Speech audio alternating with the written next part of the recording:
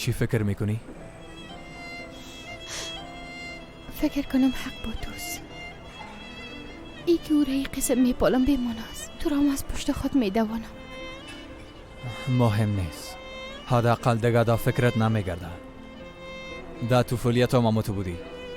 یادت است که در نیمه شب ساسج دلت میشد مرا روان میکدی؟ تو خود نمیرفتی، خودم پشتش میرفتم. ماما میره میگم دیگه. وقتی یک چیز در ذهنت بگرده تا انجامش نتیلش نمیتی. ای عادت طفولیتت هست. خب بگو که هیچ تغییر نکردیم دیگه.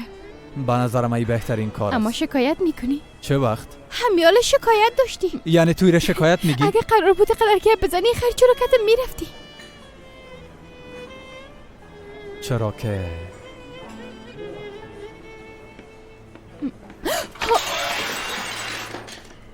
آی زاریم ترقید. او میخوایی؟ نه خوب هستم.